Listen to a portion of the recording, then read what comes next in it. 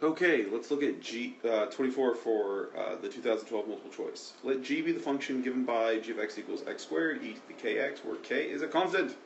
What value of k does G have a critical point at x equals 2/3? Okay, so the critical point is defined as when the derivative is equal to 0.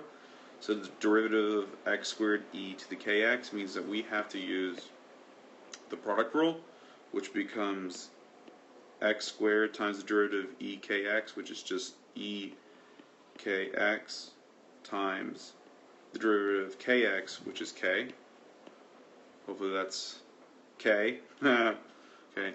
Then you add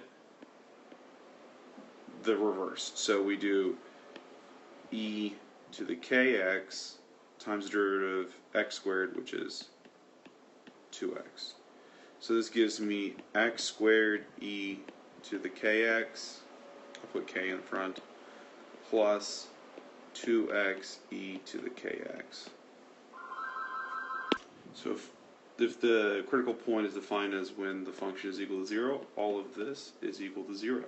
So let's clean this up a little bit.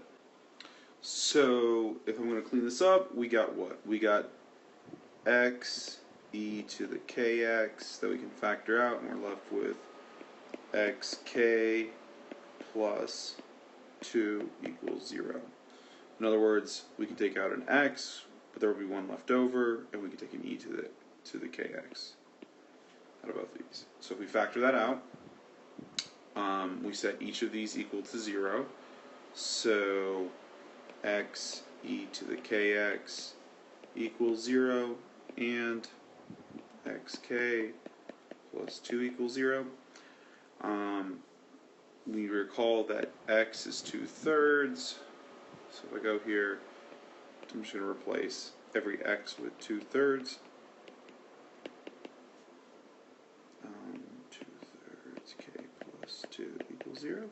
Okay, and then we solve. Now, the interesting thing that you'll notice here is that on the left one, anytime you raise a number to a variable, it will never be equal to 0.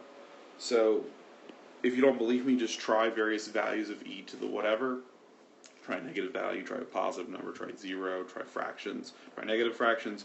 You'll see it's impossible for it to happen. Or you can even just look at the graph and you'll know that it's impossible to happen. So the only one I have to solve is the one on the right. So let's do that. Let's subtract 2 from both sides. So we have 2/3 k equals -2. Multiply by the reciprocal. And k equals -3. Let's see here. Boom. There's my answer.